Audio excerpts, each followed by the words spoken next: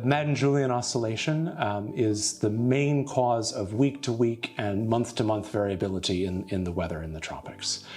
It is classed as an intraseasonal oscillation, which means that it tends to recur once every 30 to 60 days or so on average. But the MJO is quite episodic and quite variable, so there can be periods where we have several MJO events back to back to back, each spaced apart by maybe 30 or 40 days, and then we can have a period of a month or two with no MJO activity at all. The MJO can be split into an active phase and a suppressed phase.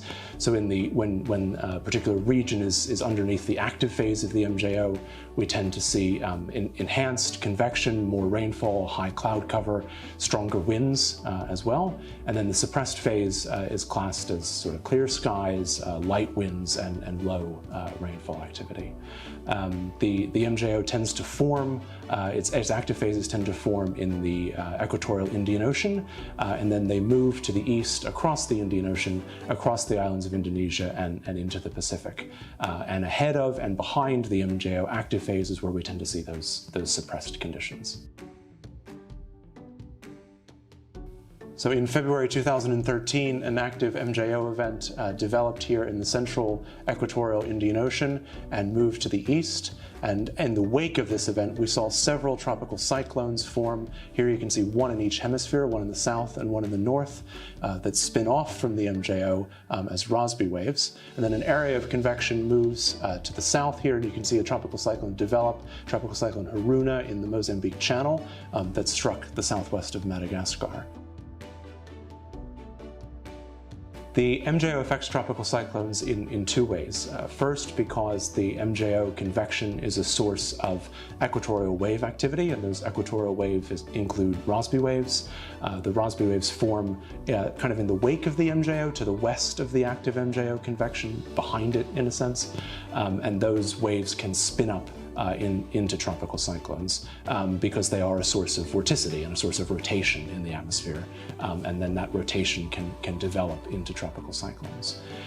The MJO also affects tropical cyclogenesis by modifying the background atmospheric conditions under which tropical cyclones can form and intensify. So the MJO brings moisture, it brings energy for convection with it, and it can also modify the patterns of vertical wind shear in the tropics, which are an important ingredient for tropical cyclogenesis and tropical cyclone intensification. So there's the direct effect of the MJO as a source of wave activity, a source of vorticity and rotation, and then there's kind of the indirect effect of the MJO active phase is a source of moisture and energy for convection, and that helps tropical cyclones to develop and intensify whenever the MJO active phase is around. We divide the MJO into 8 phases, usually, by the Wheeler and Hendon real-time multivariate MJO indices. For the southern Indian Ocean, the most important MJO phases are phases 2, 3, and 4. So in phases 2 and 3, the MJO is developing over the Indian Ocean. The active convection is becoming quite established there. And in phase 4, it's moved a little bit to the east over the islands of Indonesia. And these are the most important MJO phases because it's in the wake of the MJO to the west that we tend to see tropical cyclones develop and intensify. So for the southern and southwestern Indian Ocean, it's those phases where the MJO is slightly to your east over the eastern Indian Ocean and over the islands of Indonesia, in those phases 2, 3, and 4 that we tend to see most tropical cyclones form that go on to affect Mozambique, Madagascar, and the Seychelles. Tropical cyclones can form in any phase of the MJO, but we tend to see the greatest chance of tropical cyclones forming during those active MJO phases over the eastern equatorial Indian Ocean and the maritime continent. The MJO is not the only reason why we have tropical cyclones in this part of the world. There are many other weather systems that can cause tropical cyclones to develop. In the MJO active phase, we tend to see quite large-scale organized rainfall, but the rainfall tends to be on the moderate side. It's not necessarily the most intense rainfall that you're going to experience, but it is quite a large scale, often 1,000 or 2,000 kilometers across envelope of fairly stratiform, fairly moderate rainfall. During the MJO suppressed phase, despite that being when we tend to see clear skies and light winds, is actually when we can see some of the most intense convection, because that really strong heating of the surface from those clear skies can give rise to quite small scale but very intense, almost popcorn style convective features you could imagine going off. And they don't tend to cover a very large area. They're not everywhere. They're quite rare events. But if you look in the historical record, some of the most intense bursts of convection that we've seen have actually been during the MJO suppressed phase.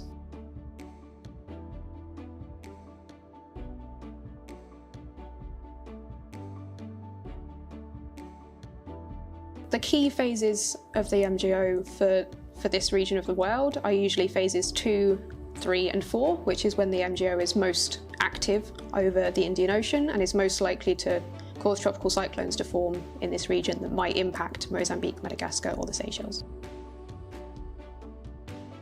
So we tend to talk about the MJO in terms of its current phase and its amplitude, and we calculate those using various different indices, but the most common one to use is the real-time multivariate MJO index, which is calculated based on upper and lower level winds, so 850 hectopascals and 200 hectopascals in the atmosphere, and also the outgoing long-wave radiation, which tells us about the clouds and the convection. And from all of those different conditions, we calculate this MJO index, and from that we can work out the phase, which tells you the location of the active and suppressed convection around the world, and it also tells you about the amplitude, which is essentially the strength of the MJO. And you can tell this by looking at phase diagrams of the current MJO conditions, and if usually the amplitude is greater than 1, we would say that's an active MJO. The MJO can occur at any time of year, but it tends to be most active during November to April, and we tend to have an amplitude greater than 1 of the MJO about 60% of the time. So there are a couple of different places that you can look for to get information on the current state of the MJO. There's the Australian Bureau of Meteorology website and the US National Oceanic and Atmospheric Administration website. They both show phase diagrams, which give you an idea of how the MJO has developed over the past, usually 40 days, and the current phase and amplitude of the MJO.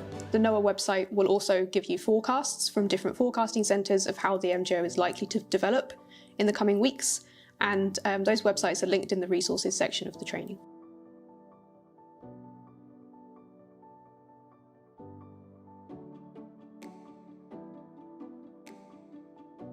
The MJO is forecast reasonably well in numerical weather prediction models, so forecasts that run out to 5 days or 7 days or so tend to capture the evolution of individual MJO events fairly well. On subseasonal scales from monthly forecasts, we can usually predict 2 to 3 weeks ahead how an individual MJO event is going to evolve or how it's going to propagate. One thing that we do not forecast particularly well about the MJO is genesis of an event. So generally models perform much better when there already is an MJO event present in the tropics than when there is no MJO event present. So we don't tend to forecast the genesis of those events well. Once an individual MJO event gets going in the Indian Ocean, then its propagation tends to be better forecast, again, maybe up to 2 to 3 weeks ahead. The MJO is quite a large-scale phenomenon, thousands of kilometers across. It's made up of individual convective cells that are all developing and interacting with each other. That convection is not particularly well forecast. Where models tend to do better at describing the MJO event is describing the large-scale wind signals as they propagate across the tropics, because the MJO is not just convection, it is also the overturning atmospheric circulation that's associated with that convection. And that signal is large-scale and much easier for the models to be able to forecast. The MJO is modified or changed by changes in both the atmosphere and the ocean on a seasonal basis. So when we have an event like an Indian Ocean dipole event, we tend to see that MJO activity is focused towards the warmer sea surface temperatures. So if we have an Indian Ocean dipole event where sea surface temperatures are warmer in the eastern part of the equatorial Indian Ocean and colder in the west, then we tend to see MJO activity gravitate towards the eastern equatorial Indian Ocean, which would favor MJO phases 3 and 4 and tend to not favor MJO phases 1 and 2. So we'd see more phase 3 and 4 activity, less phase 1 and 2 activity. Conversely, if we have an IOD event where we have warmer sea surface temperatures in the west and colder sea surface temperatures in the east, then we would tend to see more MJO activity focused in the western equatorial Indian Ocean phases 1 and 2, and say fewer MJO events able to propagate east into that region of colder sea surface temperatures. And that's just because convection, which is key to the MJO, really favors those warmer waters. So wherever we see those warmer sea surface temperatures is where we're going to see more MJO activity in that particular season. So in El Nino and La Nina events, those interact with the MJO, so we tend to see the MJO focus towards the region of warmer sea surface temperatures. So in El Nino events, sea surface temperatures are warmer in the Pacific, but colder over the maritime continent region. So we tend to see MJO events propagate further out into the Pacific and stay away from those colder sea surface temperatures over the maritime continent. So we tend to see more MJO activity in Pacific phases, so phases 6, 7, and 8 of the MJO, and less MJO activity in phases 3, 4, and 5 when that convection should be over the maritime continent. Conversely, during La Nina events, sea surface temperatures are colder in the equatorial Pacific and warmer over the Indian Ocean and the maritime continent, and so we tend to see more MJO activity over the eastern equatorial Indian Ocean, more over the maritime continent, and less MJO events able to propagate into those colder sea surface temperatures in the Pacific. Although the MJO has been an active topic of research for 40 or 50 years, we still don't really understand how individual MJO events form or why they tend to form preferentially in the equatorial part of the Indian Ocean and not in other parts of the tropics. So most MJO events form quite close to the Seychelles in the western part of the equatorial Indian Ocean and then propagate to the east. But the mechanisms of MJO genesis and propagation are still not perfectly well understood. We also don't really understand why some MJO events propagate quite smoothly across the tropics, why they move very steadily to the east, across the Indian Ocean, across the maritime continent, and into the Pacific, while others tend to get blocked or stopped at the boundary of the maritime continent and don't make it across the complicated land-sea features there, the complicated terrain of Indonesia into the Pacific. So in the last 20 to 30 years, we have generally added about 1 week of lead time of the MJO per 5 to 10 years or so. So every 5 to 10 years, models have improved to the state where a further week ahead, we're able to give better guidance about the phase and the amplitude of the MJO. These days, even in subseasonal forecasts that are run out to 30 days or 40 days, we tend to see forecasts be able to predict reasonably well the phase and the amplitude of the MJO to 3 or even 4 weeks ahead. In some cases. And this contrasts with where we were 10 to 20 years ago, where we could only forecast the MJO 1 to 2 weeks ahead or so. So we're getting better at predicting the kind of large-scale signals of the MJO as they move across the tropics. And that's generally been the success of MJO prediction.